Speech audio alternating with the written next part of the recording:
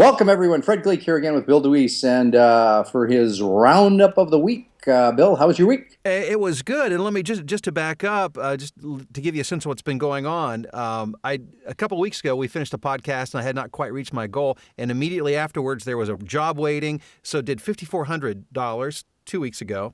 Last week a little over 4,800. And Okay. this week, it's early. It's before noon here, my time. And all we know is I'm over 4,000, but we're not sure. The day's not over, so I'm not sure whether I'll hit 5,000 or not. We're playing it down to the wire. Got it. Yeah, and so that's good. So let's back it up to Monday. Yeah, I've been doing a lot of interesting work. On Monday, I did just a couple of projects. I did work for New Mexico PBS. I'm their voice. I did a few promos for them, and I did some risk assessment training. So, and actually, it was a pretty long project, but that was all the work I did on Monday for voiceover work. So, fewer in projects, but a lot of volume. Good. Tuesday was very interesting. I started off with a morning session with some folks from Amsterdam, recording for the Music Conservatory of Amsterdam. Which I don't think I know where that is, but I haven't been Well, there. do you? Okay. This job is so cool. I just, I wake up and I have an email. Hey, can you do a session first thing this morning? And it's like with Amsterdam, it was so much fun. Excuse me. Jacuzzi did more work for your pals. Ken Jacuzzi? Ken Jacuzzi was Ken my Jacuzzi? classmate in grad school. Crazy. Some CAD training. I did a commercial for UP Healthcare, which is Upper Peninsula, Michigan. And that's a new client, by the way, brand new client. Got them through Voice 123. Super. And also I did some work for American Surgical. I don't even remember what that was, but it was American Surgical, probably, medical supply type training. Wednesday did work for Ericsson, some, technical stuff. I did a session on Wednesday morning with a gentleman from Great Britain for Quicken, Intuit Quicken. It's like QuickBooks. Yeah. So it was a project for them, like a 90-second video to explain the newest iteration of the cloud version of QuickBooks. And a commercial for the tax helpline. If you owe the IRS $10,000 or more, call the tax helpline at 1-800. Yeah, one of those deals. Heard that I don't think it was your voice, but somebody else's.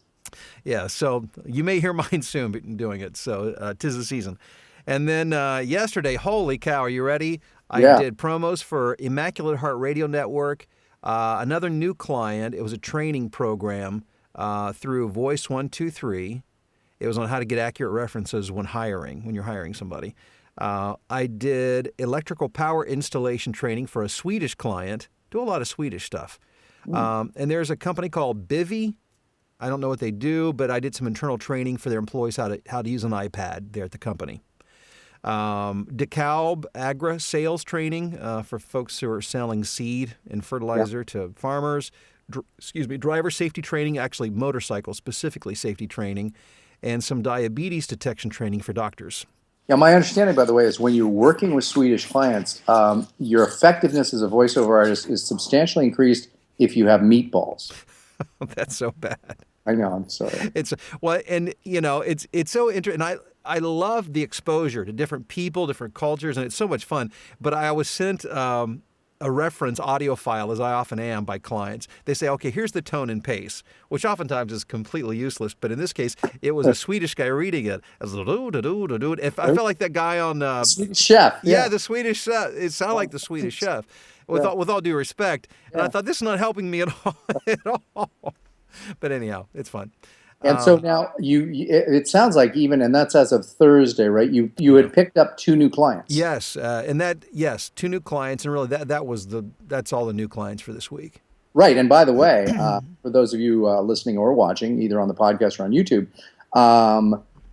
both of those new clients were picked up through pay-to-play sites, which, by the way, we do have a program for sale on pay-to-play. If you want to learn how to maximize that P2P, the number 2P, success.com. Yeah. And so those people, once again, I think that it's important for people to understand the value of getting and keeping those new clients. Yeah. Because, again, some drop off. And would you say that whenever you get new clients, when you get 2 new clients, do 2 drop off, or maybe No. they're there, but they aren't? No? No, they don't. That's the beautiful thing about it, because you just kind of build momentum as you go. So I get more than I lose. Now with pay to play, the downside is They tend not to be as regular as people that I go out and get, because these are people who tend to cast. They're used to, they audition for everything. Yeah. So if you work from again, it's because you're auditioning again for a job, which is fine. It is what it is. But it's the easiest, fastest way for me just to get new work. It's just not that difficult once you know how to do it. And so this week, given your schedule, how much auditioning did you do? I've done maybe 6 or 7 auditions, but they were all private auditions through pay-to-play sites. So that's the key. Let's remind people what that means. That means instead of doing cattle call, where you receive an audition where it's open to everybody, it's where somebody found me and liked my demos and contacted me directly and said, "Hey, Bill, would you mind auditioning this for me?" And do we know how many of those, out of those 7, how many you landed? No, I don't know yet. Of the 2 that I got this week, those were both from private auditions too. So within the next couple weeks, I should know how that all. There's usually a week or 2 delay, sometimes more. And again, not to be redundant. And by the way, if you say something just once, would that be dundant? New question. If you can remind people what your average closing ratio is on an open cattle call audition versus a private audition. Yeah, I get about 1 out of 10 on an open cattle call. On private, it's going to be maybe twice that amount, 1 out of 5, maybe 1 out of 7, depending. It varies from week to week, but. Good. Okay. So now, did that complete Thursday? That completed Thursday. Yeah.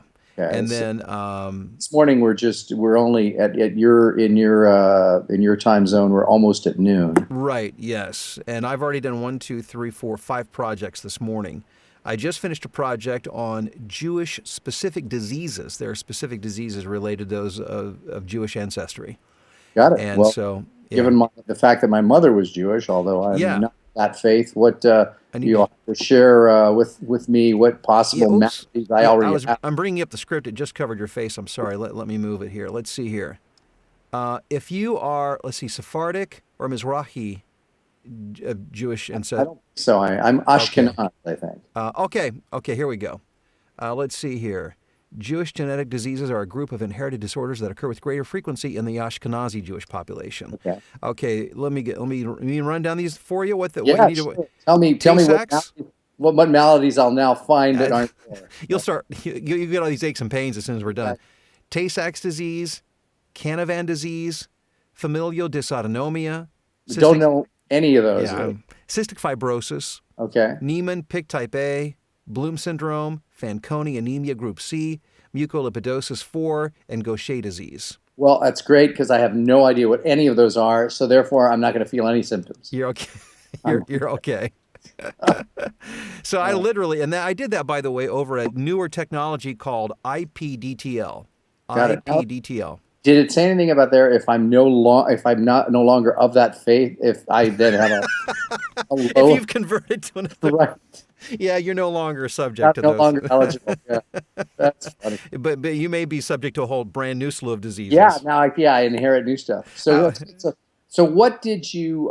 So you knocked out all those. Were, I take it, smaller projects, or yeah, a lot of them. Like I did a thing for Aramark on hiring training. I did a documentary which is about 8 minutes long for something called Gold Rush. Las Vegas is on the route. There's guys who drive from San Diego to the East Coast. It's called the Gold Rush. Okay. I don't know. I did a marketing campaign, history roll-off training, cholesterol training. A lot of this stuff was like a page or 2. It was pretty brief. Got it. So it's been fast and furious with projects this morning.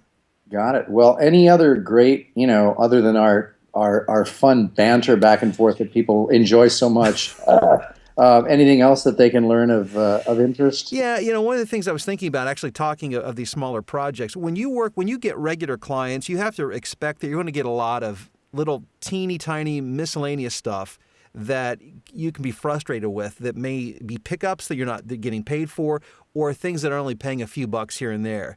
So like, for instance, I still have a few lower paid clients I have not yet let go of, just because they give me a volume of work.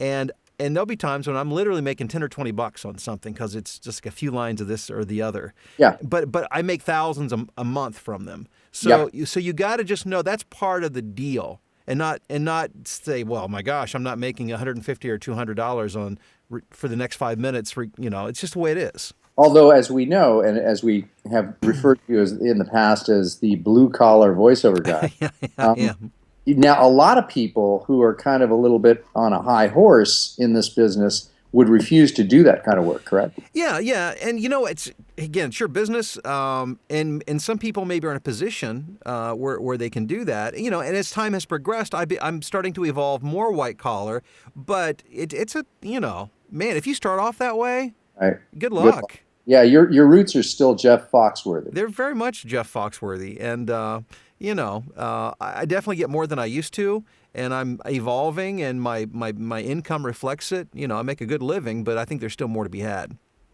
Well, that's good. Well, again, I think that's good information and good sort of advice to anyone in the business to understand that you need a lot of clients, be they big or small. Yeah, and a little humility goes a long way in this business. You're going to need it.